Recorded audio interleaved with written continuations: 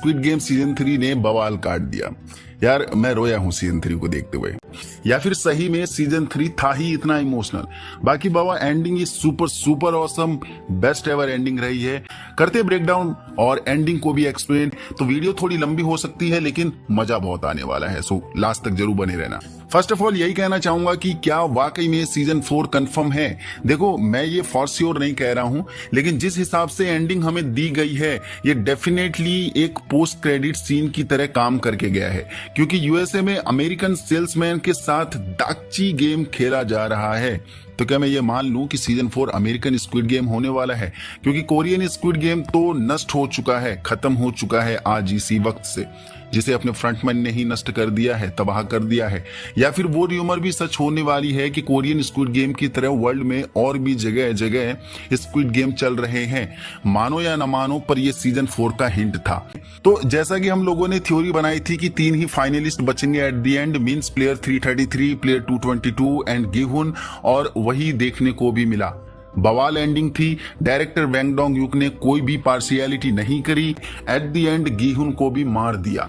और वाकई में अगर गिहुन सरवाइव कर जाता सीजन 3 खराब हो जाता, लिटरली कह रहा हूं। ऑल्सो एमजी कॉइन ने क्या बवाल काट दिया लास्ट में आकर। एमजी कॉइन एज फादर इतना सेल्फिश रोल दिखाया गया लास्ट में कि खुद जीने के लिए अपने न्यू बॉर्न बेबी को मारने पर उतारू हो गया।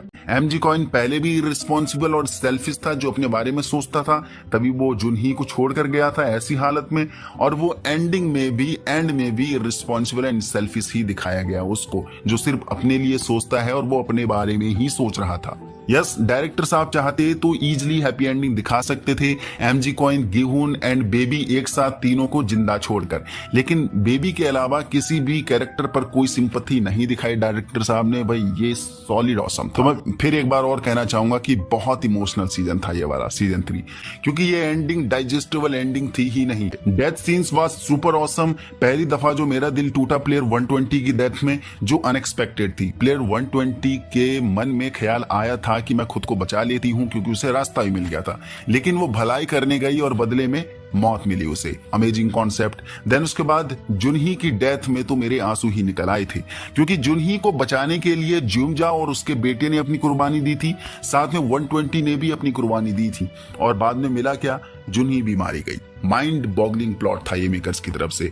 इस सीजन ने क्लोजली फील कराया कि लोग कैसे एकदम से पलट जाते हैं जब अपनी जान पर आती है उनके, तो एथिक्स एंड ऑनेस्टी तेल लेने चली जाती है।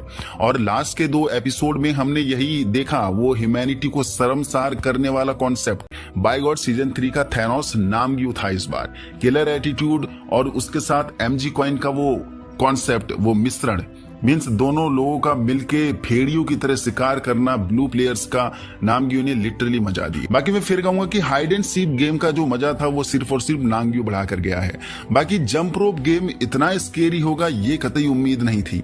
बाकी देहो का सर्वाइव करने वाला एंगल और गिहुन का उसे मारने वाला एंगल ये भी औसम था। लेकिन क्या आपने नोटिस किया अपना फ्रंटमैन चेंज हो चुका है एट द एंड, यानी दिल में उसके इमोशंस भर ही गया आखिर अपना गिहुन एट द एंड।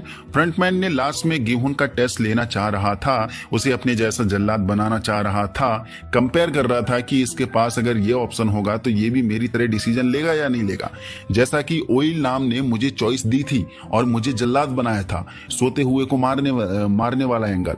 बट इसी मोमेंट ने फ्रंटमैन को बदल दिया था, क्योंकि वो उम्मीद में था कि गिहुन भी अपनी जान बचाने के लिए मेरी तरह डिसीजन लेगा, जो सेल्फिश डिसीजन होगा, किसी सोते हुए को निहत्थे को मारने वाला। लेकिन उसने ऐसा नहीं किया। गिहुन ने शो किया, yes there is always a choice in your veg.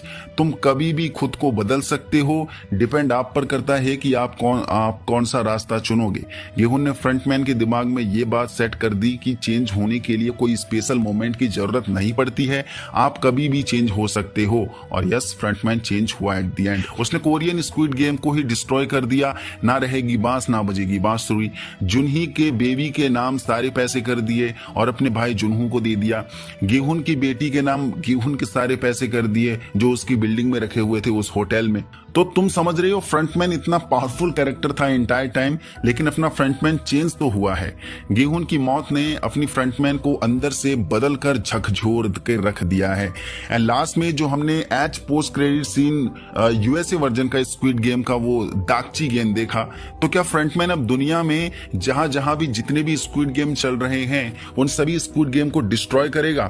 तो क्या ऐसे में वो थ्योरी सच होती है या होने वाली है कि इन्हों एच फ्रंटमैन इस पूरे स्क्विड गेम को डिस्ट्रॉय करने का बस एक मौका ढूंढ रहा था गेम के अंदर? ऑल्सो वो सुप्रीम बॉस तक पहुंचने की कोशिश कर रहा था, क्योंकि लास्ट में जब गेहून को फ्रंटमैन अपने चेंबर में बुलाता है तब वो बोलता है कि मुझे मारने से प्रॉब्लम सॉल्व नहीं होगी, मेरी जगह फिर और कोई आ जाएगा। तो इन्हों क्या यहाँ ये कहना चाह रहा था या फिर ये मेंशन कर रहा था कि मैं सिर्फ एक सर्वेंट हूं, यहाँ असली बॉस कोई और है? तो क्या ऐसे में खुद इन्हों भी ये गेम को नहीं चलाना चाहता था या डिस्ट्रॉय करना चाहता था? वो बस किसी मजबूरी के साथ खुद को रोके हुए था या किसी मिशन के दौरान? इसी टॉपिक पर और डिटेल में नेक्स्ट वीडियो में बात करेंगे। यस, अमेरिकन वर्जन का स्क्विड गेम आएगा, लेकिन अब ये मूवी वर्जन में आएगा या प्रीक्वल वर्जन में आएगा या किसी स्पिन ऑफ के वर्जन में आएगा, आई डोंट नो। और इसका कोई ऑफिशियल अनाउंसमेंट भी अभी मेकर्स की तरफ से नहीं आया है। मे बी ये मेकर्स की तरफ से अनाउंसमेंट कुछ दिनों में जरूर आ जाएगा, जहां इस बार फ्रंटमैन इन सभी इलीगल गेम्स को तोड़ेगा अंदर से, यानी इस बार गेहूं का काम फ्रंटमैन करेगा, मींस सारे स्क्विड गेम्स को डिस्ट्रॉय करेगा दुनिया जहान के, क्योंकि फ्रंटमैन दोबारा फिर किसी और गेहून को मरते हुए नहीं देखना चाहता। अब फिर कोई न्यूबॉर्न बेबी की माँ को ऐसे मरते हुए नहीं देखना चाहता। अब फिर किसी माँ को अपने बेटे को मारते हुए अब नहीं देखना चाहता। एंड फिर किसी ऐसे भले इंसान को मरते हुए नहीं देखना चाहता जो दूसरों के लिए खुद की जान पर दांव लगा देता है। केट बैलेंसेट जो एंडिंग में दिखाई गई वो कंफर्म करता है अमेरिकन वर्जन में स्क्विड गेम, लेकिन सवाल अब ये आएगा कि इन्हों इस अमेरिकन स्क्विड गेम का प्लेयर बनके इसको डिस्ट्रॉय करेगा अंदर से गेहून की तरह, या फिर यहां भी फ्रंटमैन की पोजीशन पर रिक्रूट होकर जाएगा? तो what is your opinion, what is your thought? क्या होगा क्या नहीं होगा वो तो बाद में ही पता चलेगा। तो जो भी आपके ओपिनियंस थॉट्स हैं सीजन 3 को अगर आपने देख लिया है तो यस जरूर बता देना नीचे कमेंट बॉक्स पर। बाकी यहाँ तक पहुंच गए तो इसका मतलब आपको वीडियो पसंद आया तो लाइक कर दीजिए, नए हो तो चैनल को सब्सक्राइब कर दीजिए।